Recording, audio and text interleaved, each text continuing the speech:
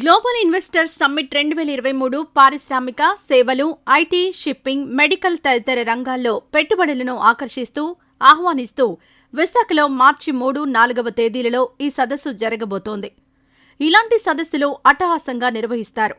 వీటిలో లక్షల కోట్లలో వ్యాపార ఒప్పందాలు జరుగుతాయి. కానీ ఇందులో కుదిరిన ఒప్పందాల్లో ఎన్ని నిజంగా పెట్టుబడుల రూపంలో రాష్ట్రాలకొస్తాయో అనే ప్రశ్న ఎదురవుతోంది. ఈ సదస్సు ద్వారా నేడు ఆంధ్రప్రదేశ్ ఎన్ని పెట్టుబడుల ఒప్పందాలు కుదుర్చుకుంటుంది, అందులో ఎన్ని కార్యరూపం దాల్చుతాయనే దానిపై అందరి దృష్టి నిలిచింది. అలాగే గతంలో జరిగిన సదస్సుల్లో కుదిరిన ఒప్పందాల్లో ఎన్ని పరిశ్రమలు, వ్యాపార సంస్థల రూపంలో ఏపీకొచ్చాయి అనే అంశంపై కూడా చర్చ జరుగుతోంది. విభజన తర్వాత ఏపీకి విశాఖ ఆర్థిక రాజధానిగా మారిన పరిస్థితి ఏర్పడింది. దాంతో విభజన తర్వాత ఏపీలో జరిగిన 2 ఇన్వెస్టర్ల సమ్మిట్లను కూడా విశాఖ వేదికగానే ఏర్పాటు చేశారు. ఇప్పుడు ఇది 3వ ఇన్వెస్టర్ల సమ్మిట్. పారిశ్రామిక రంగంలో విశేషమైన వృద్ధిని సాధించే లక్ష్యంతో విశాఖపట్నంలో గ్లోబల్ ఇన్వెస్టర్స్ సమ్మిట్ 2023ని నిర్వహిస్తున్నామని ఏపీ ప్రభుత్వం చెబుతోంది. ఈ సమ్మిట్ ద్వారా ఏపీలో పరిశ్రమల స్థాపనకున్న అపార అవకాశాలు, అందుబాటులో ఉన్న వనరులను వివరించి పెట్టుబడులను ఆకర్షించడమే ముఖ్య ఉద్దేశం. ఈ సమ్మిట్లో ఎంఎస్ఎంఈలు, స్టార్టప్లు, వాటి కోసం కల్పించనున్న మౌలిక సదుపాయాలు, వ్యాపారాలకు అనుకూల వాతావరణం, ప్రతిభ, నైపుణ్యం కలిగిన మానవ వనరుల గురించి చెబుతాం. Aerospace, defence, agri and food processing, automobiles, ఈవీలు, electronics, IT, health care, medical equipment, logistics, petroleum, pharma, పునరుత్పాదక ఇంధనం, టెక్స్టైల్స్, టూరిజం, హాస్పిటాలిటీ వంటి దీర్ఘకాలిక వృద్ధికి అవకాశం ఉన్న వివిధ రంగాలలో పెట్టుబడులను ఆకర్షిస్తామని ఏపీ పరిశ్రమలు, ఐటీ శాఖల మంత్రి గుడివాడ అమర్నాథ్ అన్నారు. విశాఖలో ఈ గ్లోబల్ ఇన్వెస్టర్ల సమ్మిట్ ద్వారా 2 లక్షల నుంచి గరిష్టంగా 10 లక్షల కోట్లు పెట్టుబడులను ఆకర్షించడమే లక్ష్యంగా పెట్టుకున్నామని మంత్రి అమర్నాథ్ అన్నారు. పెట్టుబడుల ఒప్పందాలే కాదు, అవి కార్యరూపం దాల్చేలా చర్యలు తీసుకుంటామని వివరించారు. ఏపీ పారిశ్రామికంగా వెనుకడుగు వేస్తోందని ప్రతిపక్షాలు పదే పదే విమర్శిస్తున్నాయి. అయితే ఇవన్నీ రాష్ట్రంలో జరుగుతున్న అభివృద్ధిని చూసి ఓర్వలేక చేస్తున్న విమర్శలని పరిశ్రమల శాఖ మంత్రి అమర్నాథ్ అన్నారు. దీనికి సంబంధించిన లెక్కలను ఏపీ ఎకనామిక్ డెవలప్మెంట్ బోర్డు అధికారులు ఇచ్చిన సమాచారాన్ని ఆయన వివరించారు. ఆయన చెప్పిన లెక్కలు ఈ విధంగా ఉన్నాయి. ఆంధ్రప్రదేశ్ ఎకనామిక్ డెవలప్మెంట్ బోర్డు లెక్కల ప్రకారం రాష్ట్రంలో గత 3 ఏళ్లలో 37,956గా ఉన్న ఎంఎస్ఎంఈ యూనిట్లు 60,800కు పెరిగాయి. ఇందులో ఉద్యోగులు 4,04,939 నుంచి 5,61,235 మందికి పెరిగారు. అలాగే గత 3 ఏళ్లుగా ఈజ్ ఆఫ్ డూయింగ్ బిజినెస్లో ఆంధ్రప్రదేశ్ నిలకడగా మొదటి స్థానంలో ఉంది. ఇప్పటి వరకు విడుదల చేసిన లెక్కల ప్రకారం 2021-22లో దేశంలో అత్యధికంగా రెండంకెల జీఎస్డీపీ వృద్ధి రేటు 11.43%గా ఉంది. 974 కిలోమీటర్లతో దేశంలోనే 2వ పొడవైన తీర ప్రాంతం ఏపీ సొంతం.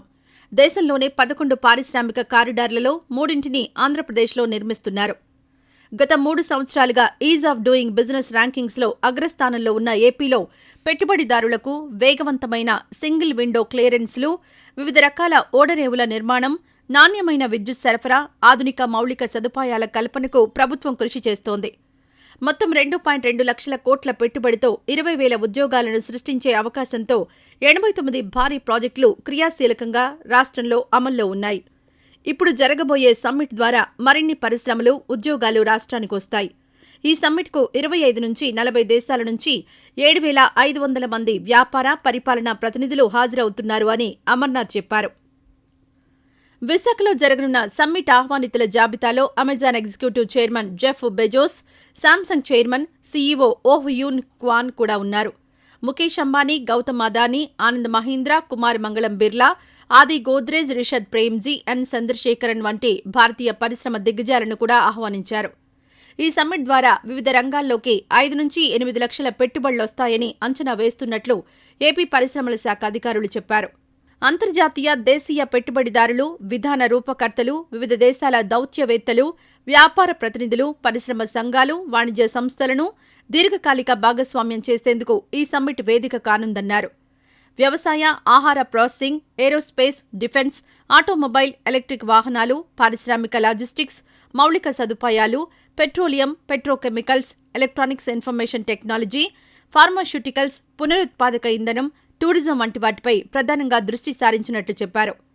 రాష్ట్ర విభజన తర్వాత ఏపీ ప్రభుత్వంతో పారిశ్రామికవేత్తలు, పెట్టుబడిదారులు కుదుర్చుకున్న ఒప్పందాలు, వాటిలో ఎన్ని ఇప్పటివరకు కార్యరూపం దాల్చాయనే విషయంపై ఏపీ పరిశ్రమల శాఖ అధికారులను ప్రశ్నించగా, ప్రస్తుతం గ్లోబల్ సమ్మిట్ పనుల్లో బిజీగా ఉన్నామని, తమ వద్ద రాష్ట్రంలో ఉన్న పరిశ్రమలు, వాటి ద్వారా ఉపాధి పొందుతున్న వారి వివరాలే తప్ప ఒప్పందాలు ఎన్ని అమలయ్యాయనే వివరాలు లేవని వారు చెప్పారు.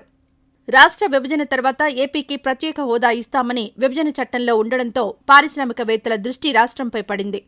కొత్త రాష్ట్రం, పైగా ప్రత్యేక హోదా వచ్చే అవకాశం ఉండడంతో ఏపీలో పెట్టుబడులు పెట్టేందుకు పారిశ్రామికవేత్తలు, పెట్టుబడిదారులు వరుస కట్టారు. ఈ నేపథ్యంలో జరిగిన పెట్టుబడుల సదస్సులు విజయవంతమయ్యాయి.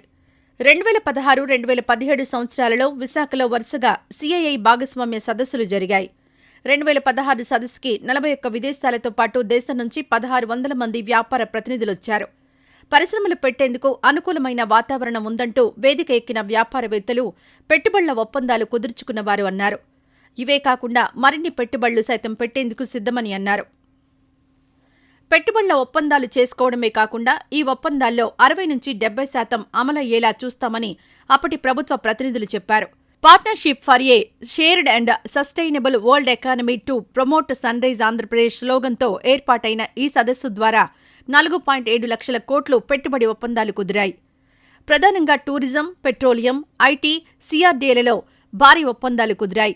అదే ఉత్సాహంతో 2017 సిఐఏ సదస్సుని కూడా విశాఖలోనే ఏర్పాటు చేస్తున్నట్లు ప్రకటించారు. 2017 జనవరిలో విశాఖలో జరిగిన సిఐఏ సదస్సుకి కూడా పెట్టుబడుల ఒప్పందాలు పోటెత్తాయి. ఇందులో మొత్తం 665 ఎంఓయూల ద్వారా 10.54 లక్షల కోట్ల ఒప్పందాలను ఏపీ ప్రభుత్వం చేసుకుంది. వీటి ద్వారా 22 లక్షల ఉద్యోగాలు రాష్ట్రానికి వస్తాయని అప్పటి సీఎం చంద్రబాబు తెలిపారు. ఈ సదస్సులో ఎనర్జీ రంగంలో 47, CRDA 62, mining 50, food processing 177, tourism 69, IT 67, రోడ్లు, భవనాలు 1, animal husbandry 1, ఏపీటీఐడీసీఈఓ 14, skill development 3, textiles 8, ఉన్నత విద్య 9, ఎకనామిక్ డెవలప్మెంట్ బోర్డు 66, మొత్తం 665 ఒప్పందాలను రాష్ట్ర ప్రభుత్వం దేశీయ, అంతర్జాతీయ సంస్థలతో కుదుర్చుకుంది. వీటి వల్ల రాష్ట్రానికి 22 లక్షల ఉద్యోగాలొస్తాయని అంచనా వేశారు.